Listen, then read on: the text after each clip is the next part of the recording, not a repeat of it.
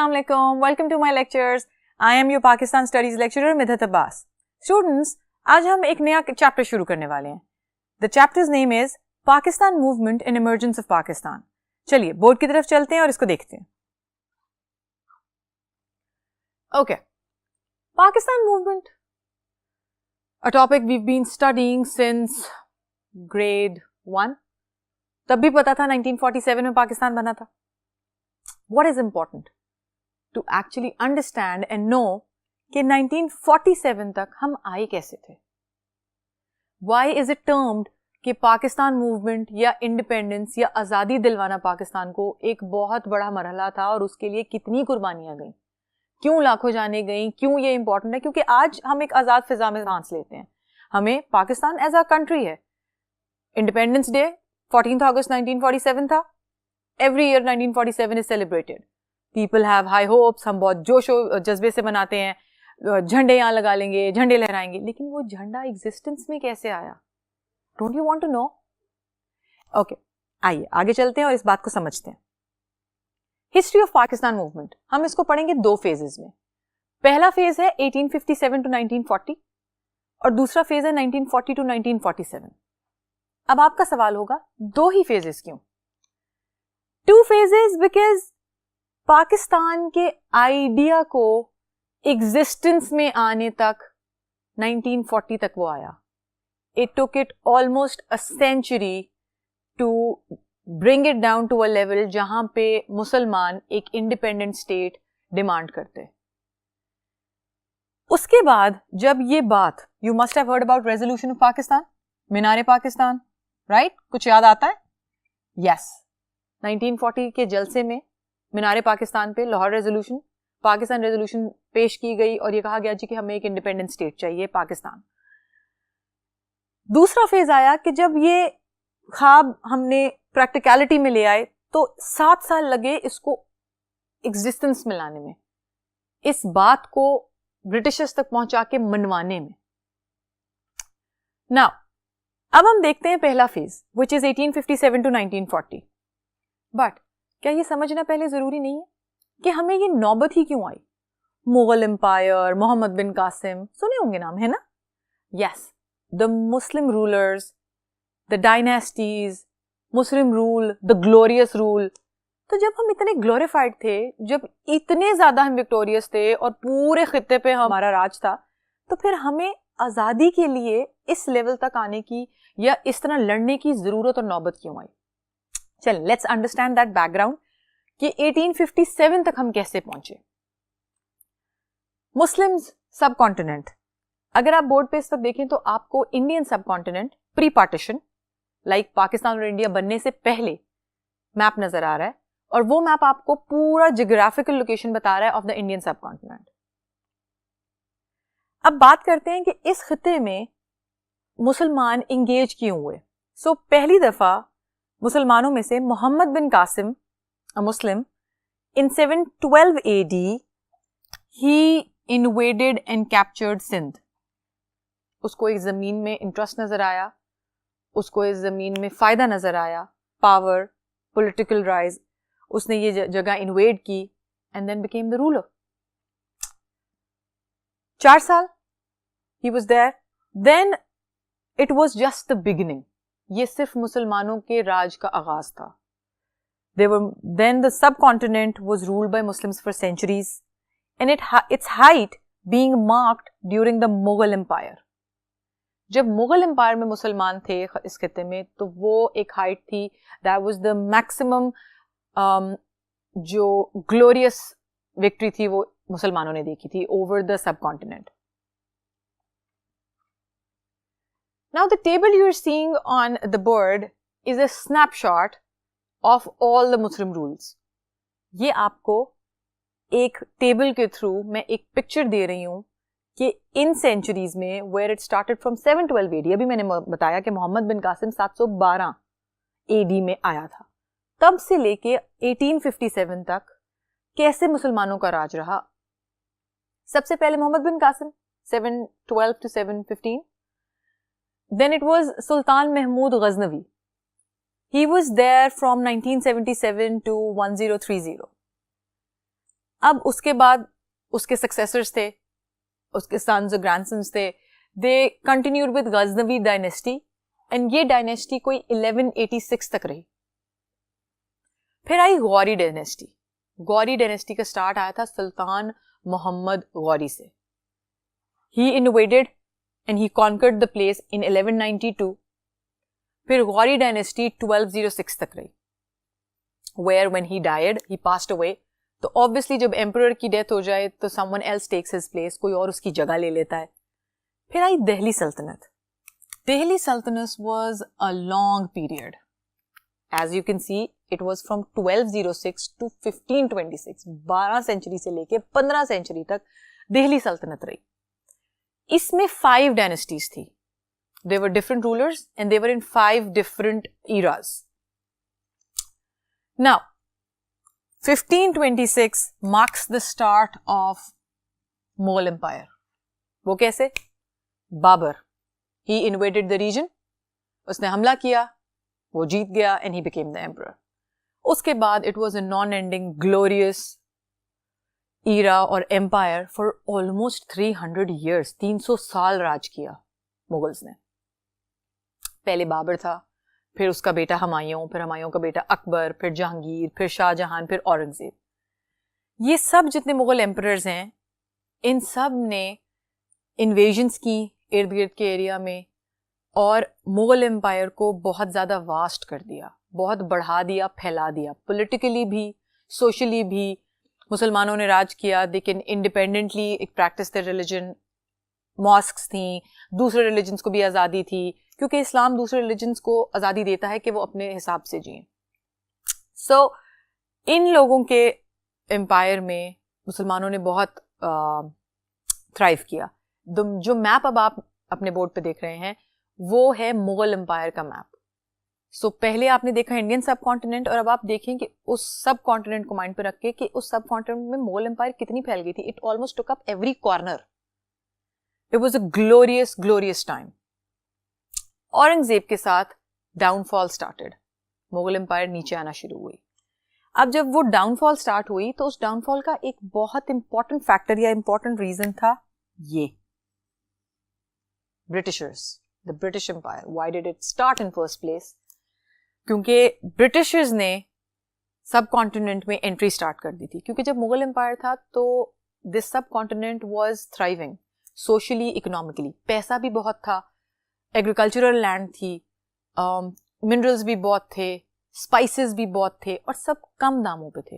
اور یہ وہ فیکٹرز تھے جنہوں نے برٹشرز کو آل اوور فرام یو کے انوالو کیا تھا. ٹوڈے یو کے, جس کو ہم اب یو کے کہتے ہیں, all over from their area they were attracted to come to India for trade, business کے لیے, پیسے کے لیے.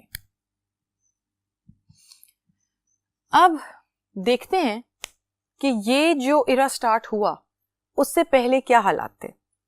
The decline of Mughal Empire started after the death of Mughal Emperor Aurangzeb Alamgir. 1707 میں اورنگزیب عالمگیر کی death کے بعد, who was the last emperor, اس کی ڈیتھ کے بعد ڈاؤن فال اسٹارٹ ہوئی مغل امپائر میں. اس کے بعد مسلمانوں کے لیے آن اینڈ آف وکٹریز تھیں. Then came Shah Wali Allah. Emergence of Shah Wali Allah, a great Muslim reformer, restored Islam. Shah Wali اللہ نے اکیڈیمکلی, تعلیم کے ذریعے اسلام کو پھیلانا شروع کیا اور اس پوائنٹ آف ویو سے افیکٹ کرنا شروع کیا. So he was working towards restoration of Islam. پھر ہوا کیا, یہ برٹشرز کیسے آئے؟ Britishers had entered the subcontinent under the East India Company as traders in 1600. Mughal empire کے دوران ہی برٹشرز اٹریکٹ ہو گئے تھے اس لینڈ پہ, کیونکہ یہ ایریا اتنا تھرائیو کر رہا تھا, اتنا پولیٹیکلی اور اکنامکلی اسٹرانگ تھا کہ وہ لوگ مجبور ہو گئے کہ we need these raw materials, we need these spices. یہ اتنا رچ کنٹری ہے, یہاں سے ہمیں کم پیسوں میں چیزیں ملیں گی تو ہمارا بزنس, ہماری اکانومی ڈیولپ کرے گی. 1600 میں انہوں نے ایسٹ انڈیا کمپنی بنائی, and the Mughal emperor at that time not being so far sighted, they just allowed them in کہ چلو ایک کمپنی بنا رہے ہیں, ٹریڈ ہے, ہمارے لیے بھی فائدہ مند ہوگی. But it turned out to be disastrous because یہ ایز ٹریڈرز آئے تھے, but soon they invaded the politics. انہوں نے پالیٹکس میں حصہ لینا شروع کر دیا, آہستہ آہستہ پھیلنا اور بڑھنا شروع کر دیا, اور اس کے ساتھ ساتھ پولیٹیکلی بھی افیکٹ کرنا شروع کر دیا سب کانٹیننٹ کو. 1757 میں سراج ud-Daula he tried stopping them. Probably he had an idea کہ برٹشرز کو اس وقت پہ روکنے کی ضرورت ہے ورنہ وہ پورے خطے میں پھیل جائیں گے. But was betrayed by his own people and was martyred in the Battle of Plassey. Battle of Plassey میں سراج الدین دولہ کو شہید کر دیا گیا, اس کے اپنے ہی لوگوں نے اس کو دھوکہ دیا. 1799 Tipu Sultan, he was the ruler of Mysore, ایک بہت فیمس اور پاورفل رولر اور emperor. He was there, he was extending his empire, but then again he was also betrayed by his people. یہاں پہ بھی کیا ہوا, اس رولر کو بھی بیٹریل ملا اپنے لوگوں سے, اور یہ بیٹریل کہاں سے آ رہا تھا؟ Who was behind them? Britishers اکسا رہے تھے لوگوں کو, لیکن اپنا وہ فائدہ نکال رہے تھے اس میں سے کہ جی ڈیوائڈ کرو, رول کرو, اور اپنا رول جو ہے وہ اس کے اوپر رکھو. اب under influence of Shah Wali Allah and his sons سید احمد شہید لانچ تحریک مجاہدین. اب پھر ایک اور ریفارمر جس نے کام کیا, سید احمد شہید, for the restoration of Islam and Muslims. 1831 میں he was martyred at battle with Sikhs at Balakot. 1831 میں سکس کے ساتھ ایک بیٹل میں ان کو بھی شہید کر دیا گیا. Apparently with this the last effort to revive Islam failed in the subcontinent. اس کے بعد کوئی بہت prominent نہ ریفارمر نہ رولر آیا. But people became aware. Because جب ان کے اوپر اتنا پریشر ڈالا گیا کہ وہ پولیٹیکلی, سوشلی, ریلیجسلی اپنی مرضی نہیں کر سکتے, آزادی سے نہیں رہ سکتے, تو پھر آئی mutiny. The War of 1857. It was called the mutiny for a reason. This was the last attempt to restore Muslims' political power. اب یہ پاور اور یہ میوٹنی آئی عام لوگوں میں سے. کیسے آئی؟ There were several causes for the war. Britishers کیونکہ ایسٹ انڈیا کمپنی کے تھرو آہستہ آہستہ پھیلتے جا رہے تھے, اپنی پالیسیز امپلیمنٹ کرتے جا رہے تھے. لوگوں کو یہ ایشو تھا کہ یہ باہر بیٹھ کے ہماری جگہ پہ راج کرنے کی کوشش کیوں کر رہے ہیں. However, کوئی ایمپرر نہیں تھا, کوئی رولر نہیں تھا, کوئی لیڈر نہیں تھا جس کے نیچے وہ آگے بڑھ سکتے. So there were various causes. Socially, ان لوگوں کو کیونکہ انگلش ایجوکیشن آ گئی تھی, so people and especially Muslims were completely against the English education. وہ یہ سمجھتے تھے کہ اگر ہم انگلش ایجوکیشن کو اپنائیں گے تو ہمیں برٹشرز کو اپنانا پڑے گا. Politically obviously the Mughal empire کا ڈاؤن فال تھا, کوئی رولر نہیں تھا, and then there was no one to guide them. اور اس موقع کا فائدہ برٹشرز اٹھا رہے تھے. آہستہ آہستہ انہوں نے پالیسیز پاس کرنا شروع کی, پھر انہوں نے پھیلنا شروع کیا. اکنامکلی سارے اسپائسز, سارے را مٹیریلز سب کم داموں پہ ایکسپورٹ کیے جا رہے تھے ویسٹرن سائڈ پہ, اینڈ کوئی بھی فائدہ سب کانٹیننٹ کو نہیں پہنچ رہا تھا, جبکہ وہ لوگ اپنی اکانومی, ویسٹرن اکانومی کو اسٹرانگ کرتے جا رہے تھے. کیوں؟ کیونکہ وہ یہاں سے کم داموں پہ چیزیں وہاں لے کے جاتے تھے, وہاں جا کے ان کو پروسیس کر کے اپنی انڈسٹریز میں پروڈکٹ بنا کے ان کو مہنگے داموں پہ بیچ کے تو اپنے لیے پیسہ کماتے تھے. ساتھ ہی ساتھ وہ یہاں پہ سب کانٹیننٹ میں انڈسٹریلائزیشن نہیں ہونے دے رہے تھے, لوگوں میں اویئرنیس نہیں پھیلنے دے رہے تھے, انڈسٹریلائزیشن نہیں ہونے دے رہے تھے, نہ پیسہ تھا, نہ انفراسٹرکچر تھا, نہ کچھ تھا. اس کے علاوہ اگر یہ کچھ ہو جاتا تو obviously سب کانٹیننٹ کی اپنی اکانومی اسٹرانگ ہو جاتی, بٹ اکنامکلی نہ پیسہ, سوشلی لوگ اوپر نہیں جا رہے, پولیٹیکلی. اب جب ایجوکیشن مسلمانوں نے یا وہاں کے لوگوں نے نہیں اپنائی تو برٹشرز نے ان کو ہائی پوسٹ پہ جابس دینا چھوڑ دی, بیکاز ان کے لیے ایک اسٹینڈرڈ انگلش ایجوکیشن تھی. Religiously, they were not allowed to practice their religion openly. And then the nail in the coffin, it was the cartridge. Military میں کیونکہ ہائی پوسٹ تھی, برٹش آرمی تھی, انہوں نے ہائی پوسٹ پہ سارے اپنے آفیشلز رکھے تھے برٹشرز یا انڈین آفیشلز, کیونکہ انہوں نے ان کی ایجوکیشن کو اپنا لیا تھا. ان کے انڈر جب ہائی پوسٹ پہ صرف برٹشرز تھے تو انہوں نے جو لوور کیڈر ہے اس کے لیے مسلمز اور ہندوز اور سکھس کو جو ہے وہ رول کر لیا کہ آرمی ہم ہائی آف پوسٹ خود لیں گے لیکن لڑوائیں گے ان لوگوں کو. وہ بھی ایک ڈیمیج تھا کہ مرتے مسلمز یا ہندو تھے, سب کانٹیننٹ کے لوگ تھے. اب انہوں نے کیا کیا کہ آرمی میں انہوں نے یہ کارٹریج انٹروڈیوس کیا جو کاؤ فیٹ اور پگ فیٹ میں ڈپ کر کے بنایا جاتا تھا. It was covered with these, یا گائے کی چربی یا پگ کی چربی, یہ یوز کر کے ان کارٹریجز کو, وہ بلٹ کی طرح اس طرح کارٹریج ہوتے ہیں, ان کے اوپر وہ فیٹ کور کر کے تو وہ مسلمانوں کو دیتے تھے اور ہندوز کو, مطلب آرمی کو دیتے تھے. اب کرنا کیا پڑتا تھا, اگر آپ پکچر میں دیکھو تو آپ کو رائفل اور وہ کارٹریج بھی نظر آئے گا. کرنا یہ پڑتا تھا کہ اس کارٹریج کو بندوق میں ڈالنے سے پہلے دانت سے توڑنا پڑتا تھا. اب کاؤ فیٹ جو ہے وہ ہندوز کے لیے سیکرڈ ہے, ہولی ہے, اور جو پگ فیٹ ہے وہ اسلام میں حرام ہے. تو مسلمز کو اور ہندوز کو بہت بڑا جو شوق پہنچا وہ اس چیز سے پہنچا because they didn't want to fight this way. ان سب ریزنز کی وجہ سے they decided that they're going to have a war against the Britishers. کوئی بہت زیادہ تعداد نہیں تھی لیکن they started the revolt, ان کو مار کھانی پڑی, they got defeated. اب reasons for failure کیا تھے؟ reasons for failure تھے administrative reasons. administrative reasons یہ تھے, کوئی پلاننگ نہیں کی تھی, ٹھیک ہے, کم تھوڑے سے تو لوگ تھے, بہت زیادہ بھی نہیں تھے, پلاننگ کوئی نہیں تھی ان کے پاس, they were not equipped properly, کوئی equipment, کوئی بندوق, کچھ نہیں تھا. military reasons, برٹش آرمی, جو برٹش سولجرز تھے وہ ان سے زیادہ ٹرینڈ تھے, ان کے پاس کارٹریجز تھے, بندوقیں تھیں, پیسہ تھا, چیزیں تھی لڑنے کے لیے, they were planned because since they were an army. ideological differences, like I earlier said, جیسے میں نے پہلے کہا, not all people were involved in this mutiny. صرف کچھ لوگوں کے حساب سے یہ ہوا تھا کیونکہ باقی سارے لوگ یا تو ڈر گئے تھے یا وہ اس چیز کا حصہ نہیں بننا چاہتے تھے.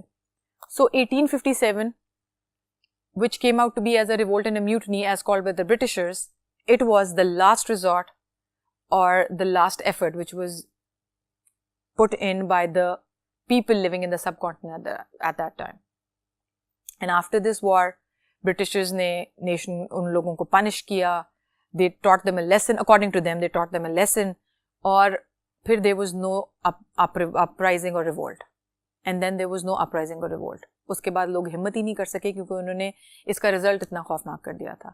بہرحال 1857 کے بعد یہ کہانی ختم نہیں ہوئی, اصل میں شروع ہوئی. وہ اب ہم دیکھیں گے اگلے لیکچر سے. تب تک کے لیے اللہ حافظ.